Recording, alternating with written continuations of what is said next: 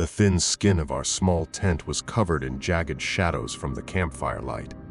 After spending a long day at the lake, the adults were still up talking by the fire and unwinding. My older sister, Ari, reassured me that the trees were the only ones that came to eat us, not any monsters. Along with, she added, if there were monsters, our parents would be yelling. This helped to settle my nerves a little, but 5-year-olds have such impressionable and creative minds. As we slept, it did not stop my nightmares. There had to be a hole in our tent because it must have rained while we slept. As I awoke in a wet sleeping bag, I told myself this. Ari could be roused from sleep with just a light prod. She yawned and rubbed the sleep from her eyes, asking, "What's wrong, Trevor?" I inquired if I could share your bed. Rain came in and drenched mine. Sure, but get dressed differently first. My Spider-Man backpack was thrown to me by Ari from her side of the tent as she said this. I saw she'd covered her eyes with her hands and said, "Don't look," before turning away. I changed into my shorts and undies, even though my shirt felt strangely dry, and I thought that was odd. Ari gave me a strange look, and then took an audible sniff when I handed her my bag to put in the corner. "Trevor, I don't believe it rained," she said in an obnoxious whisper. "You peed your pants." My face started to heat up, and I choked up fear. This feeling is worse than any nightmare I can remember having. My embarrassment turned to anger when Ari started to laugh. I jumped on her and put my hand over her mouth to keep her from waking up the rest of the camp and making the situation worse. My hand was yanked from her and she pushed me away. She apologized with sympathy.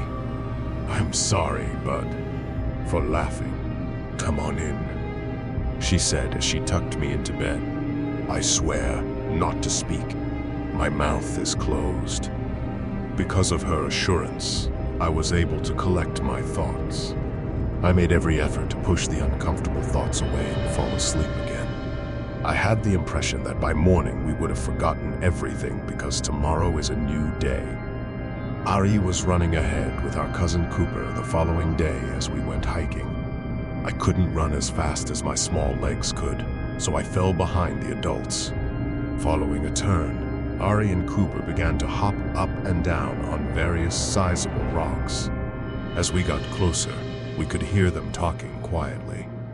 Cooper pointed at me when we finally caught up to them. He snickered. Trevor peed his pants. Ari smacked Cooper in the arm. "Cooper, I told you not to say anything."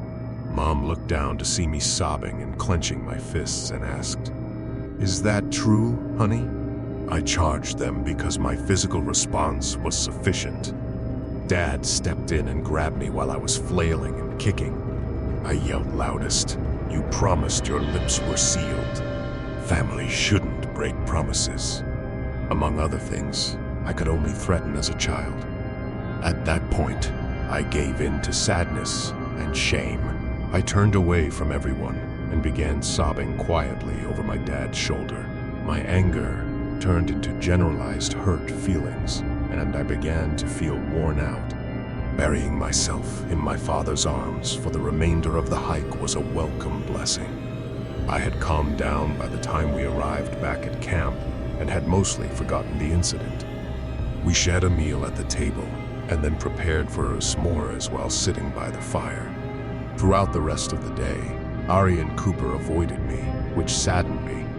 It was difficult, even though I was used to being the youngest and never being considered cool enough for the big kids. They sat across from me, on the other side of the fire. I caught them laughing at one point.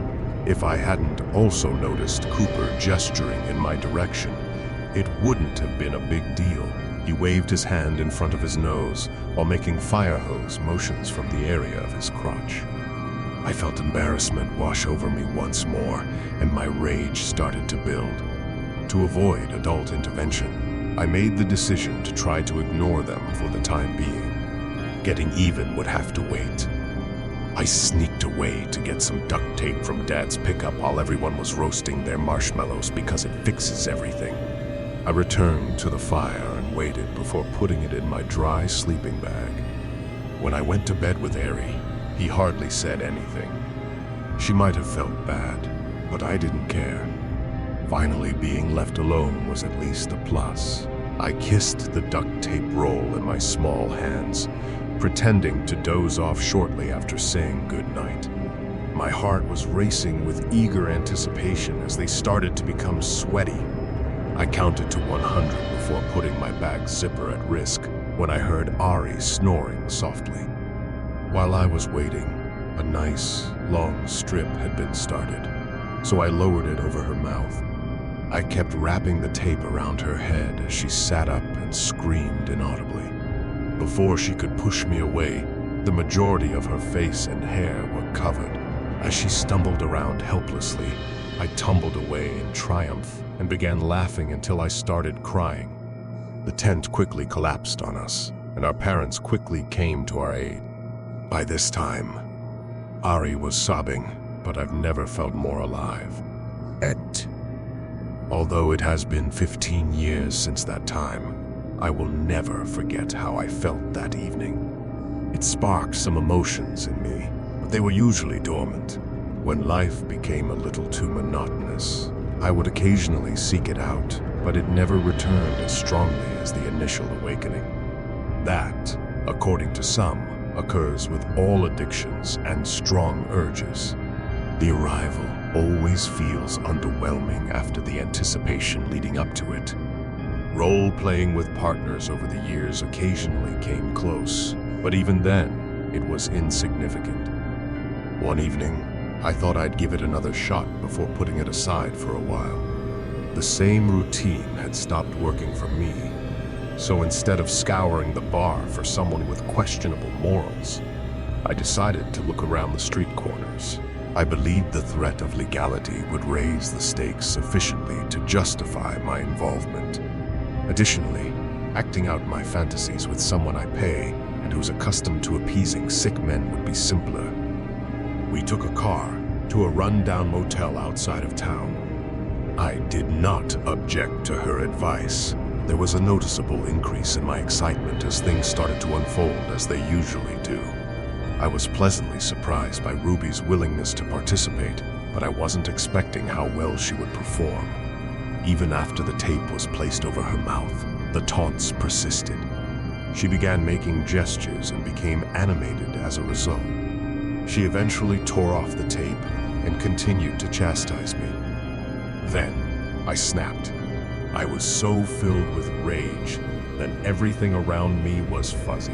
When I opened my eyes, I was sitting on Ruby, putting a hot iron to her mouth. She had fainted from the ordeal, and the smell of seared flesh made me sick.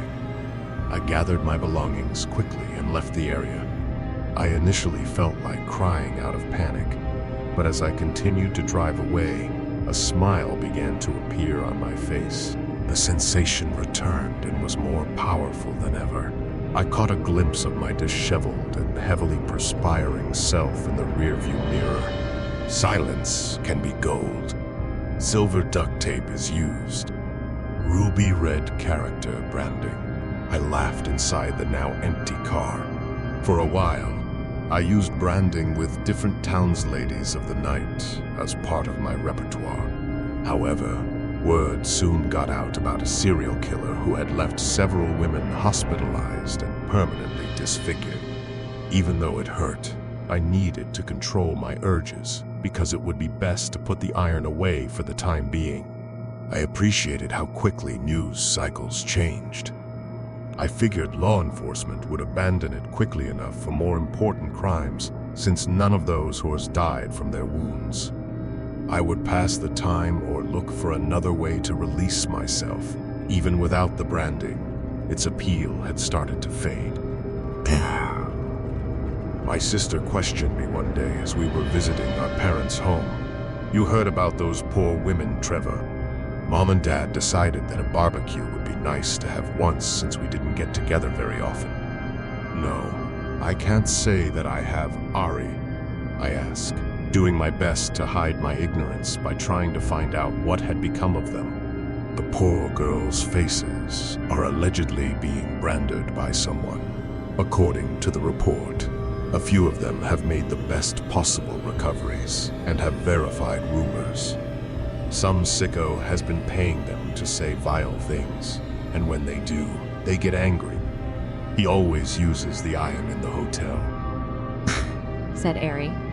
I had to change the subject because I was feeling equally nervous and excited. Those poor women are right. I agree. I feigned. I hope they catch him. I chugged my beer before going to get another from the fridge because it had warmed up due to neglect. It was kind of ridiculous, but I feel like I can relate to those women in some ways. Hey Trevor, remember that camping trip? You know, I kind of get that fear, she said. I believed we would never bring up that subject again, sis. I felt awful, and even though I was only 5, I've regretted it ever since. I was trying to deflect while lying through my teeth. I'm aware. You don't need to act defensively, man. She answered by punching my arm in response. Furthermore, moving from duct tape to a hot iron is a big step. I wasn't trying to yell, "You silly goose." Thought I noticed a look of uncertainty in her eyes as I laughed at that. This was an issue. A very serious issue. Oh, look, Dad finished cooking on the grill, I replied, appreciative of the break from this conversation. Dad burst through the sliding glass door. Time to eat, everyone. I couldn't stop eye-ponging with my sister during dinner. I would be looking at her intently while attempting to interpret her non-verbal cues. When she did, I had to quickly avert my gaze so she wouldn't see it. Bounce, bounce. I was beginning to lose my appetite as a sinking feeling developed in my stomach. My thoughts about Ari were starting to become more menacing out of survival instincts. An earlier hint of brotherly affection had been replaced by a growing conviction that she needed to be removed. When I last looked at her at the dinner table, something in my brain changed. Now an imminent victim, she was no longer my sister. My appetite returned as my mouth began to drool from the fantasies I was creating. After we all got too drunk on our preferred beverage, our parents insisted that we stay the night. I offered to bring the recycling to the garage while they sanitized the kitchen. I was certain that if I didn't take the stage tonight, I might never again have the opportunity before Ari began to wonder and piece more information together. All of our previous camping equipment was gathered in a corner of the garage. I quickly searched Dad's fishing equipment and discovered what I needed. I recalled how we used to cut open fish when we were kids, as I held the vibrant orange fillet knife in my hand. Back then, having to gut fish in that manner for dinner grossed me out, but now it made my head rush. When I returned inside, I turned off the garage light and tucked the knife in the waistband of my shorts. Shortly after, everyone went to bed, and I waited there. One guest room with 2 twin beds was all Mom and Dad had. It seemed to them, in some way, as though we had never fully developed into adults. Whatever, it gave me the chance to listen for Ari's snoring once more and then count to 100. As it turns out, cutting a fish's trachea feels a lot like doing so. The process of detaching the head from the body, that is. Ari stood up to scream, but nothing came out. With her hands on her throat and wild eyes she exhibited, I observed her eyes widen in shock as soon as she realized I was standing there, and I could see that she was crying. We only shared that brief moment together before she collapsed to the ground. Since my secret was now safer, I grinned. The emotion has now returned with a vengeance never before felt. A diamond's brilliance could be seen in the unbroken silence of death.